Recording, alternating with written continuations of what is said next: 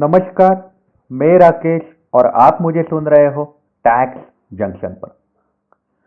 तो दोस्तों, 19 जनवरी 2021 को बॉम्बे हाई कोर्ट के नागपुर बेंच से एक अहम फैसला सुनाई दिया।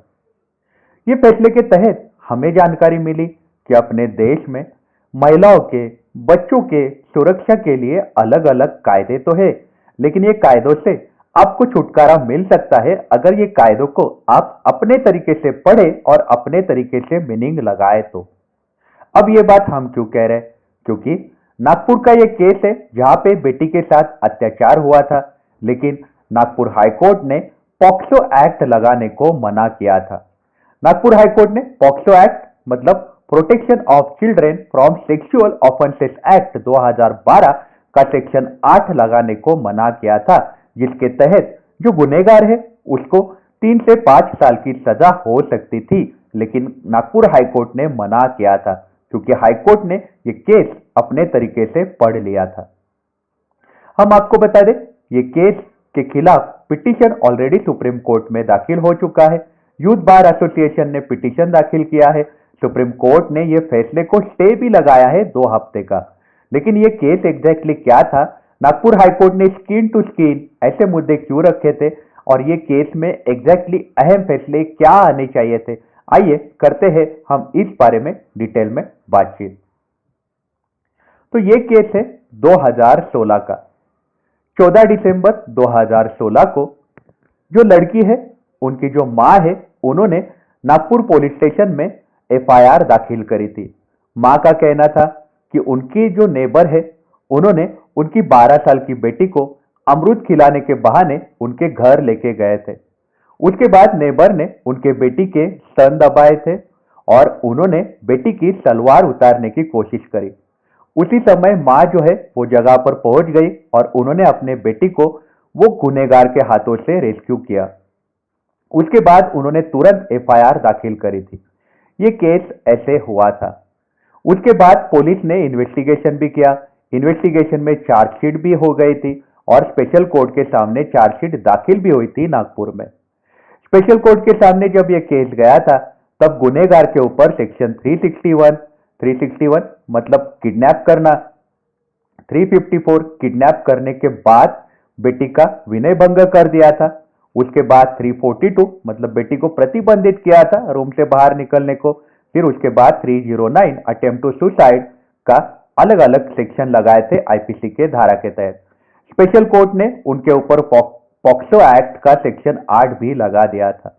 लेकिन जो गुनहगार थे उनको ये सेक्शन उनको नहीं चाहिए था, इसलिए उन्होंने नागपुर हाईकोर्ट की दरकार लगाई थी और उन्होंने हाईकोर्ट को बोला था कि ये सेक्शन मुझे अप्लीकेबल नहीं होगा, सेक्शन 8 जिसके तहत 3 से 5 साल के जेल की सजा हो सकती है। तो ये केस जब हाईकोर्ट में दाखिल हुआ था तो अलग अलग गवाहियां सामने आई।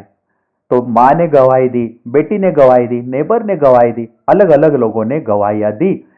तो हम जानते हैं कि मां ने जो गवाही दी उसमें मां ने कौन से मुद्दे रखे थे। सिर्फ मां की गवाही सुनते हैं क्योंकि केस बहुत बड़ा है।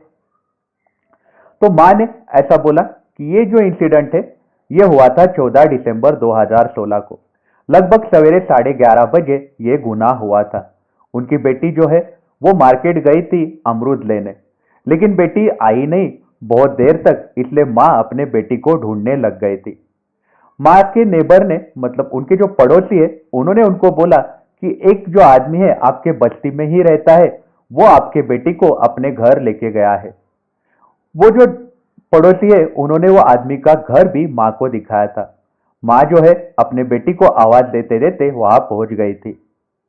मां ने देखा कि जो गुनहगार है वो पहले फ्लोर से नीचे उतर रहा है। मां ने गुनहगार को पूछा, मेरी बेटी कहाँ है? तो गुनहगार ने बताने को मना किया कि उसकी बेटी उसके घर में है करके। मां ने बेटी को ढूंढा, ग्राउंड फ्लोर पे ढूंढा, बेटी नहीं मिली तो मां पहले फ्लोर पे चली गई। पहले फ्लोर का एक रूम जो था उसको बाहर से खूंटी लगी हुई थी। मां ने खूंटी खोली और उनको उनकी बेटी वहां पे मिली। बेटी वहां पे रो रही थी। मां ने अपने बेटी को उठाया और बेटी को रूम से बाहर लेके आई। उसके बाद जो बेटी है उन्होंने मां को सारा इंसिडेंट बताया कि एग्जैक्टली क्या हुआ था। बेटी ने बोला कि वो जो गुनहगार है वो उनको अमृत देने के बहाने उनके घर लेके गया था, और उसके बाद वो गुनहगार ने उसके स्तन दबाए और गुनहगार ने उसकी निकर उतारने की कोशिश करी, तब बेटी चिल्लाई। उसके बाद वो आदमी वो रूम से बाहर निकला और बाहर निकलते हुए उन्होंने बाहर से खुंटी लगाई थी, तो वो खुंटी बाद में माँ ने खोली थी और बेटी को बाहर निकाला था। तो उसके बाद माँ जो थी वो पुलिस स्टेशन पहुंची और उन्होंने एफआईआर दाखिल किया था। अब ये केस ऐसा हुआ था, मतलब बेटी के ऊपर अत्याचार हुए थे, लेकिन नागपुर हाईकोर्ट ने सेक्सुअल असॉल्ट करके केस लेने को मना किया था। सेक्शन 7 पॉस्को एक्ट का लगाने को मना किया था। अगर हम सेक्शन 7 की हम बात करें तो ये हमें जानकारी देता है। पॉस्को एक्ट का सेक्शन 7 हमें बोलता है कि क्या गुनाह हुआ तो सेक्सुअल असॉल्ट माना जाएगा, और सेक्शन 8 हमें बोलता है कि क्या सजा हो सकती है। तो हमें समझना पड़ेगा सेक्शन 7। सेक्शन 7 के तहत हमें जानकारी मिलती है कि कोई भी इंसान सेक्सुअल इंटेंट से, मतलब काम वासना से, अगर छोटे बच्चे के प्राइवेट पार्ट को टच करता है या फिर छोटे बच्चे को बोलता है तुम हमारे प्राइवेट पार्ट को टच करो, या फिर किसी और आदमी के प्राइवेट पार्ट को टच करो, ये सब अगर काम वासना से अगर होता है और इसमें अगर फिजिकल कांटेक्ट आता है लेकिन प्रवेश नहीं होता है, तब हम उसको बोलते हैं सेक्सुअल असॉल्ट हुआ है। फिजिकल कांटेक्ट, ये वर्ड बहुत इंपॉर्टेंट है। प्रवेश नहीं होता है, पेनिट्रेशन मतलब प्रवेश अगर होता है तो बट ऑब्वियस है उसको रेप बोलते हैं। तो प्रवेश नहीं होता है, फिजिकल कांटेक्ट होता है, तब उसको सेक्सुअल असॉल्ट बोलते हैं। तो फिजिकल कांटेक्ट पे नागपुर हाईकोर्ट ने ये वर्ड पकड़ लिया था। उनका ऐसा कहना था कि यहाँ पे स्किन टू स्किन कांटेक्ट नहीं हुआ है, मतलब सेक्सुअल इंटेंट से लेके गया था, साथ ही साथ प्राइवेट पार्ट को टच किया था, लेकिन यहाँ पे सेक्सुअल असॉल्ट हम नहीं बोल सकते क्योंकि स्किन टू स्किन टच नहीं हुआ है। ऐसी बात नागपुर हाईकोर्ट ने बोली थी। स्किन टू स्किन टच मतलब बेटी के कपड़े जो है वो कपड़े वहां पे मौजूद थे, इसलिए नागपुर हाईकोर्ट ने वो वर्ड पकड़ लिया है। और इंपॉर्टेंट बात है कि फिजिकल कांटेक्ट अपने कायदों में डिफाइन नहीं है, तो कायदों में डिफाइन नहीं है तो कोर्ट ने अपने तरीके से इसको मीनिंग निकाला, और इसी के कारण कोर्ट ने जो है ये पॉक्सो एक्ट लगाने को मना किया। कोर्ट ने ऐसा बोला कि ये जो एक्ट है इसका बहुत स्ट्रिंजेंट नेचर का है, इसमें जो सजा होती है बहुत बड़ी सजा होती है, इसलिए हम ज्यादा उसके लिए हमें बड़ी गवाहियां लगती है। अगर बड़ी गवाहियां नहीं लगे मिलेगी हमें तो हम उसके ऊपर सीरियस गुन्हे नहीं दाखिल कर सकते। कोर्ट का मानना था कि गवाही जो है उसके लिए बहुत बड़ी चाहिए, तभी हम इसके खिलाफ सीरियस गवाही दाखिल कर सकते, मतलब सेक्शन 8 लगा सकते जो हमें बोलता है कि 3 से 5 साल की सजा हो सकती है। तो सेक्सुअल असॉल्ट अगर प्रूव करना है तो कोर्ट बोलता है कि ये बहुत बड़ा सेक्शन है, बहुत बड़ा गुनाह माना जाता है, तो ये लगाने के लिए उनको बहुत बड़े बड़े प्रूफ चाहिए, ऐसा कोर्ट का मानना था। तो कोर्ट ने ऐसा बोला कि ये ऑफेंस एक्चुअली आता है 354, जहां पे हम बात करते हैं कि वुमन की मॉडेस्टी मतलब विनय भंग जो बोलते हैं हम उसको, तो वो गुनाह ये आता है। तो ये गुनाह इसमें आता है, इसमें कोर्ट ने ये मना किया था सेक्शन 8 लगाने को। कोर्ट ने सेक्शन 354 आईपीसी का लगाने के लिए अग्री कर दिए थे, जिसमें सजा होती है 1 साल की, जो 5 साल तक एक्सटेंड हो सकती है और फाइन भी लगती है। मॉडेस्टी की हम बात करते हैं जिसको हम बोलते हैं विनय या फिर शील बोलते हैं वुमन का, तो वो सजा कोर्ट ने लगाने के लिए अग्री किया था। उन्होंने बोला था कि यहाँ पे स्किन टू स्किन कांटेक्ट नहीं हुआ है, ये बहुत बड़ी बात कोर्ट ने बोली थी। तो इसी के कारण अपने देश में हड़कंप मच गया था कि कोर्ट ने जो, मतलब कोर्ट का कहना था कि यहाँ पे फिजिकल कांटेक्ट नहीं हुआ है, फिजिकल कांटेक्ट कायदे में डिफाइन नहीं है, इसलिए कोर्ट ने अपने हिसाब से इसका मीनिंग निकाला हुआ था, ऐसा नजर आ रहा था। तो कोर्ट ने एक्चुअली क्या क्या बातें और बोली है वो भी जानते हैं कि कोर्ट ने ऐसा बोला है कि यहाँ पे कोई भी फिजिकल कांटेक्ट नहीं हुआ है, मतलब skin to skin sexual intent नहीं हुआ है। सेक्सुअल इंटेंट से हुआ है लेकिन स्किन टू स्किन नहीं हुआ है। पेनिट्रेशन होता तो बट ऑब्वियस रेप होता है, लेकिन सेक्सुअल इंटेंट से स्किन टू स्किन यहाँ पे टच नहीं हुआ है, इसलिए उन्होंने ये पॉक्सो एक्ट लगाने को मना किया था।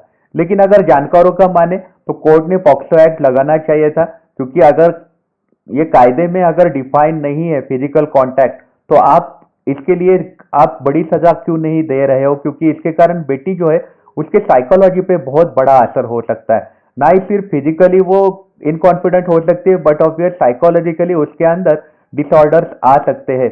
आने वाले समय में वो हो सकता है कि आदमियों से नफरत करना चालू कर दे, उसके मन में डर बैठे, वो इंट्रोवर्ट बिहेवियर करे, अलग अलग अंजाम बेटी को भविष्य में आ सकते हैं। इसलिए जानकारों का मानना है कि कोर्ट ने पॉक्सो एक्ट लगाना चाहिए था। बेटी को, अगर बेटी के सामने ही अगर उसको बताया गया कि सिर्फ इतना ही छोटा सा ही गुना है, छोटा सा ही गुना के तहत आपको 1 साल की सजा होती है, तो बेटी के साइकोलॉजी के ऊपर जो असर गिरेगा वो कभी नहीं मिटने वाला है। वो हमेशा डरी रहेगी कि कोई भी आके मुझे हाथ लगा के जाएगा तो ज्यादा सजा नहीं होगी, क्योंकि फिजिकल कांटेक्ट नहीं हुआ है, स्किन टू स्किन नहीं हुआ है, तो कोई भी मुझे आके, हर किसी को परमिशन ही मिल जाएगी, ऐसा डर भी बेटी के मन में बैठ सकता है। इसी के कारण अपने देश में बहुत ज्यादा हड़कंप मच गया था। लोग सोशल मीडिया पे भी भड़के हुए नजर आ रहे थे। अब इसके खिलाफ पिटीशन ऑलरेडी दाखिल हुआ है, सुप्रीम कोर्ट ने यह ऑर्डर पे स्टे भी लगा दिया है, और ये जो गुनेगार है उसको बेल एप्लीकेशन उनका रिजेक्ट किया था, उसको 1 साल की सजा का जो प्रावधान है वो जारी कर ही दिया था हाईकोर्ट ने। लेकिन हाईकोर्ट ने उसको जो सेक्शन लगाया था वो माइनर ऑफेंस 354 का उसमें उन्होंने लगा दिया था, जिसके तहत उन्होंने उसको सजा दी थी।